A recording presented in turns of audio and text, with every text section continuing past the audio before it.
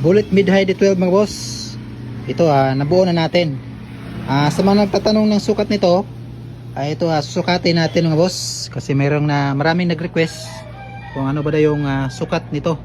Ito ang ginawa nating bullet na mid-high na pang D12. Ito yung susukatin natin mga boss. Siya nga pala mga boss, yung gagamitin natin na horn dito at bullet yung sukat ng horn na gagamitin natin ay 12 by 10. 12 yung kanyang lapad at yung kanyang height ay 10. Sa horn yan. Sa bullet naman ay 16 yung lapad at 14 yung height. Ito mga boss, ito yung height ng ating horn. Yan, ito 10. Dito siya. Dito yung horn natin mula dito. Horn 10. Tapos yung lapad ay ito. Mula dyan sa may guhit na yan hanggang dito. Yan, 12 ho yan.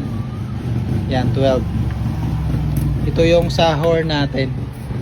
Yan sa horn natin. Yan. Yan may guhit na yan. Yan yung sukat ng ating horn. At ito yung kanyang design o breather. Yan, meron siyang gap o allowance para magkabilaan. At ito naman yung sa bullet. Yan, 16 ho yan. Tapos 14.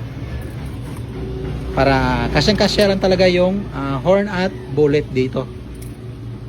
Yung may breather na lang dito sa gilid ng horn.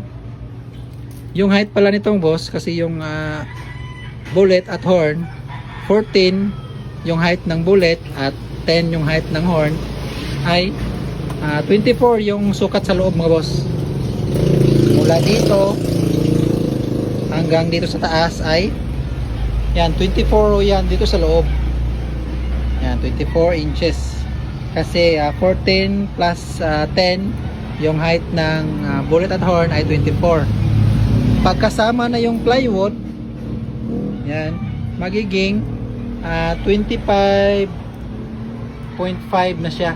Kasi 24 tapos dalawang 3/4 mula dito sa baba hanggang dito sa taas ay magiging 25.5 na. Yan, mula dito sa baba. Yung lapad naman ng ating bullet mid-high, to yung lapad niya ay 17.5. Pero kung sa loob ka magsusukat, dito sa loob yan ay 16 ho yan. Kasi yung lapad ng ating bullet ay 16. Tamang-tama lang talaga sa bullet.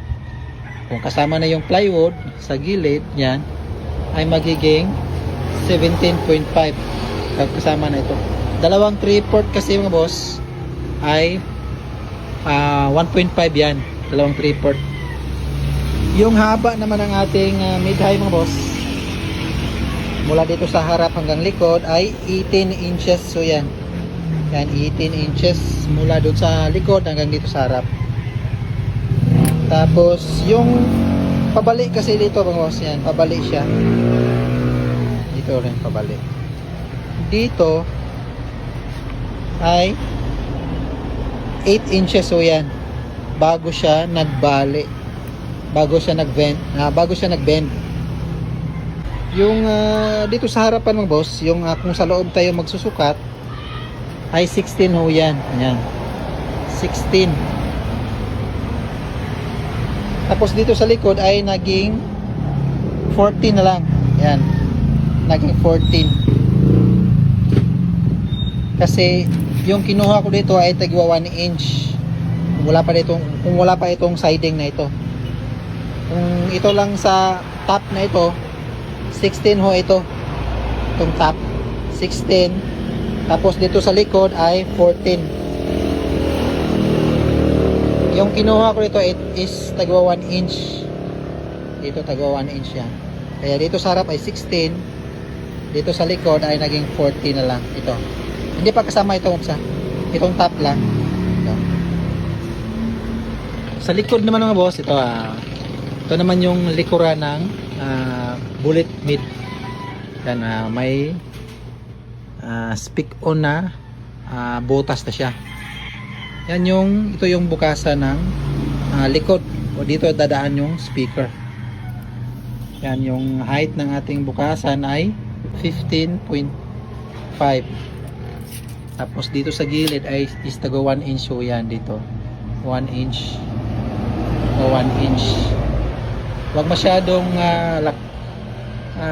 lakihan dito, baka mahirapan kayo ipasok yung speaker. Dapat tago 1 inch lang.